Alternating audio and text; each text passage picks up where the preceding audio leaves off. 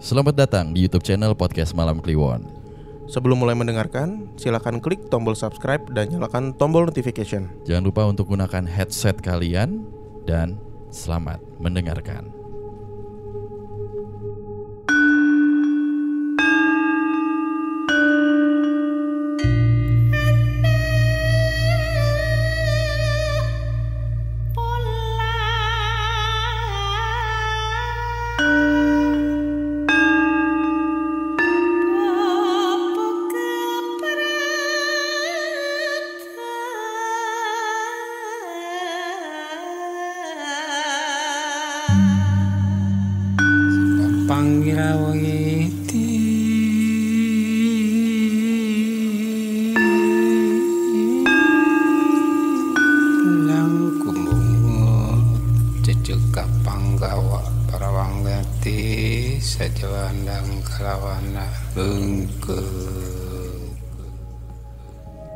Oke, akhirnya kita kembali lagi di YouTube.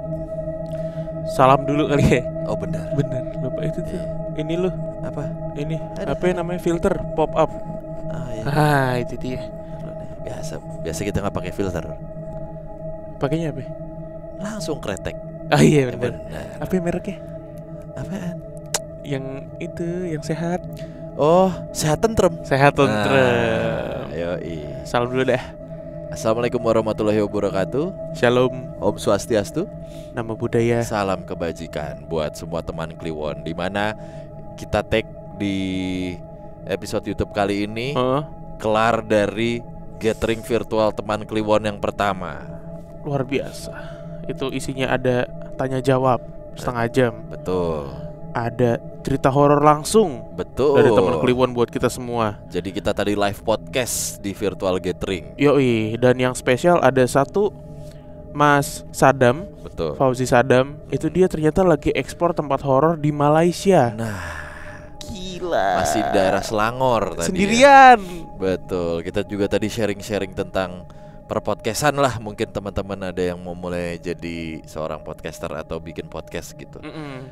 Jadi buat teman-teman semuanya supaya tidak ketinggalan virtual gathering teman Kliwon. Yang kedua silahkan follow akun @teman_kliwon. Update-nya akan ada di situ. Betul.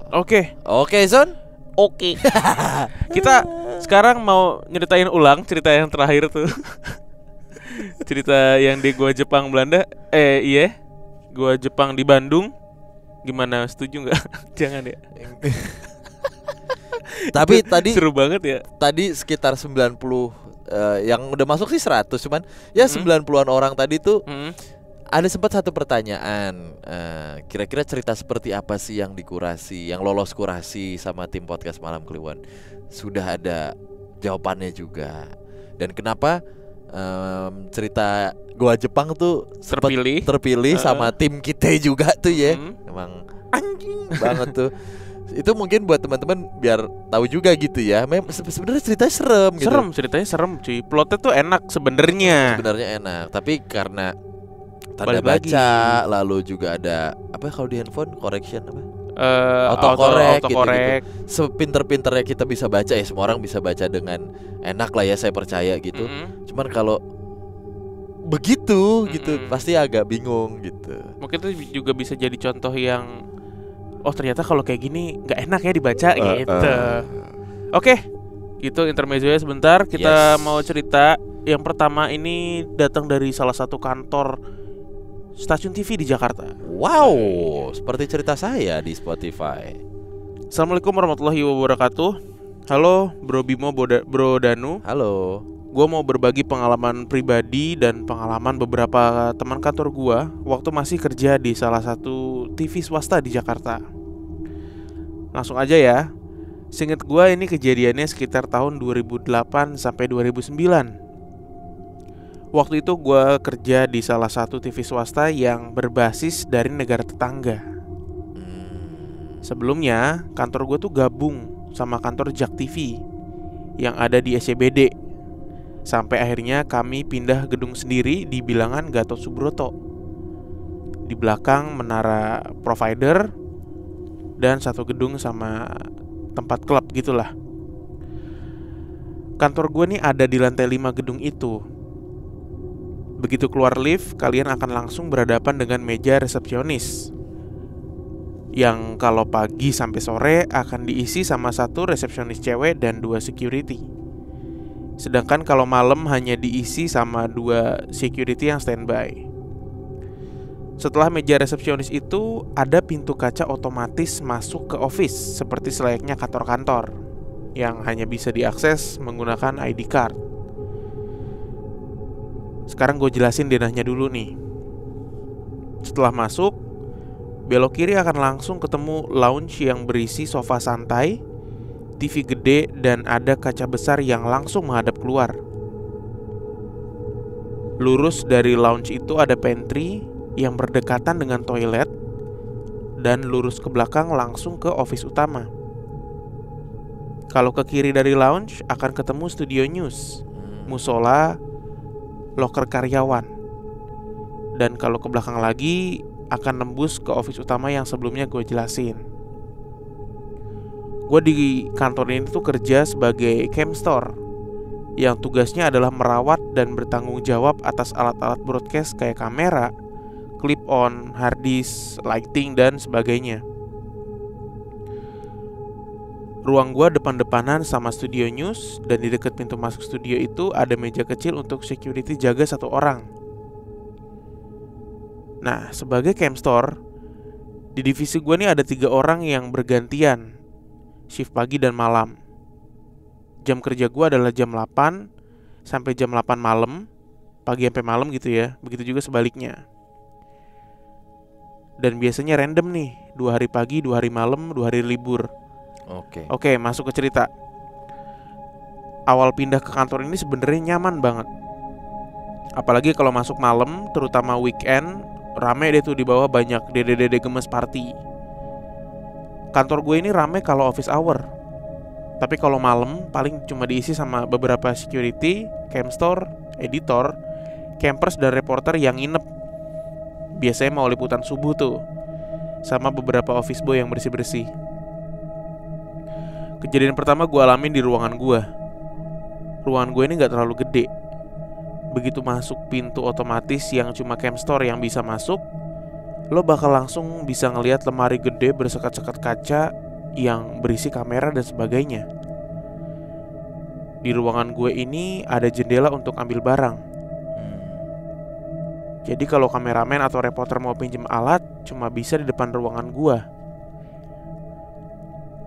Waktu itu gua shift malam. Seinget gua hari Selasa. Kantor udah mulai sepi.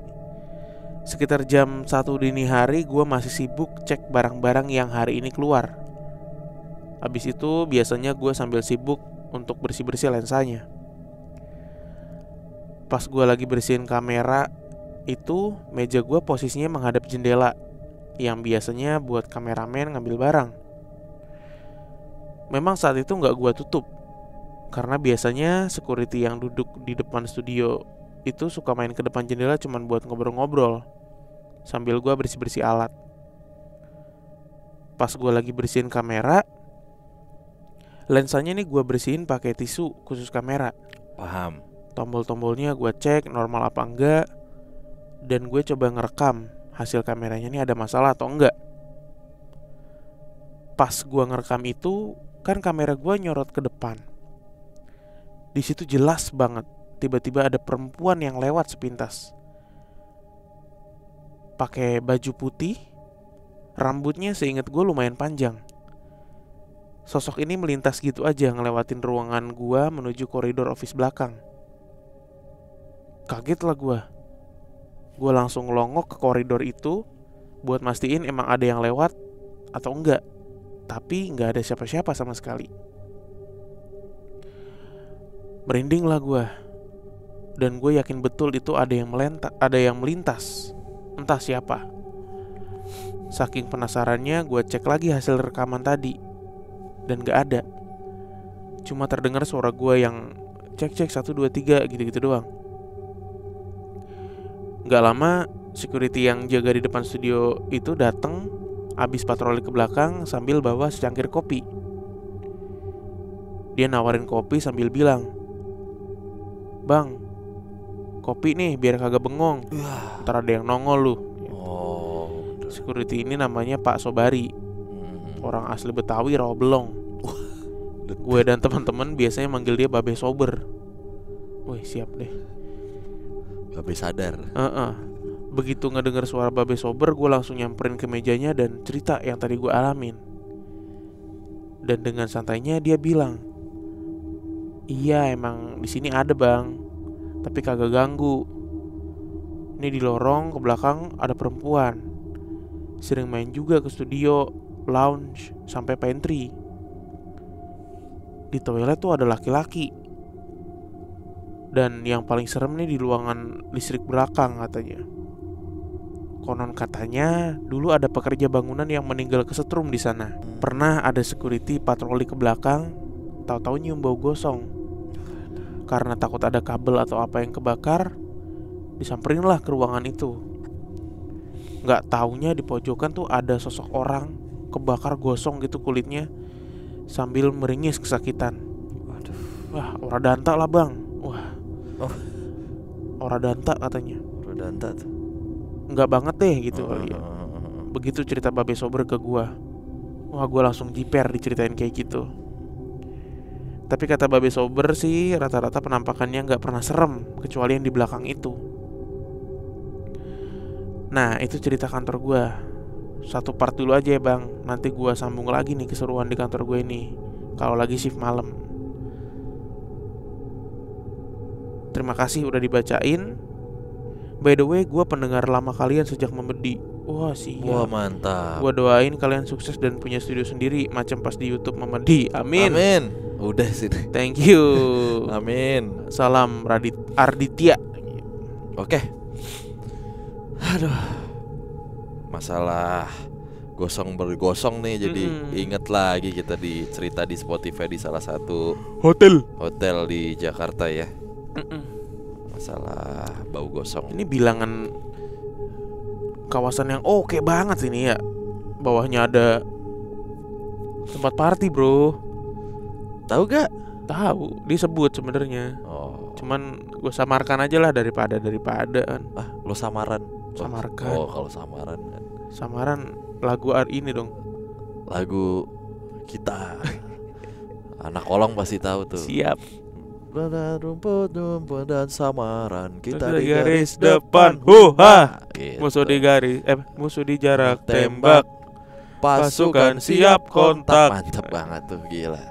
Wih, zaman-zaman gue di kunci batin Danu. Anjir. Oke. Itu ya. Tadi tuh dia sebenarnya penampakannya cuman lewat gitu di kameranya. Cuman yang bikin gue tertarik sama cerita ini tuh yaitu pertama kawasannya tuh elit sebenarnya. Di mana? Gatot Subroto ya? Gatot Subroto. Iya benar. Nama jangan dong. Namanya kalau orang keserimpet. Iya. Bener. Hati-hati. Tapi gue abis ini nih cukus kumir. Tapi kalau kita tag gini enaknya makan seripik King Kong. Ama yang anget-anget. Apa itu? Jujur Bagung. Sebel gak lu? Sebel banget ya dengan kalimat gitu-gitu. Jauh tuh belinya tuh. Di mana itu? TP Simatubang. Seribet tuh tadi nggak disengaja kalau yang itu. Apa? Serimpet yang barusan itu. Oh iya. Benar. Itu ya. Apa tadi tuh gue mau ngomong apa ya? Lupa. Apa namanya si? Oh ini kamera. Liwat. Seru juga ya kerja sebagai camster. Gue jadi inget ini film horor Shutter tuh. Oh benar. Wah tuh hubungannya sama kamera juga tuh. Anak-anak 2000-an tuh. Film-film horor Jepang awal-awal tuh Shutter tuh. Dia ya tapi gimana ya stasiun televisi ya guys. Udah pasti ada lah gitu, nggak tahu kenapa. Padahal kalau dipikir ya stasiun televisi gitu 24 jam loh mereka beroperasi. Bener, shiftnya 3 ya. Shiftnya 3. Nggak kayak perkantoran lain lah ibarat kata gitu. Atau sekolah atau kampus gitu yang malamnya ditinggalin gitu ya. Iya, walaupun memang sedikit gitu, cuman kan kehidupannya 24 jam ya gitu. Bener Bener sih. dibahas untuk menarik sebenarnya ini. Terbalik, Pak. Apa? Menarik untuk Oh, benar. dibahas. Menarik untuk dibahas. Kalau yang- Kalau untuk di bala kan begini ya. oh benar. Wah itu sebuah fun fact tuh. Apa lagi nih? Itu dia pemain bola yang sebenarnya nggak bisa sprint, lambat banget. Kenapa itu? Paulo Dybala. Gimana ya? Oke. Cabut dulu ah. Oke ya. Iya ya. Oke, Dadah. abis ini kita mulai teaser Le. Apa itu? Biar nanti tungguin. Abis ini ada satu cerita. Heeh.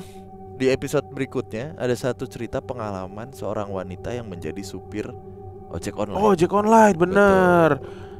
Tungguin ceritanya ya Tetap di podcast Malam Kliwon. di YouTube.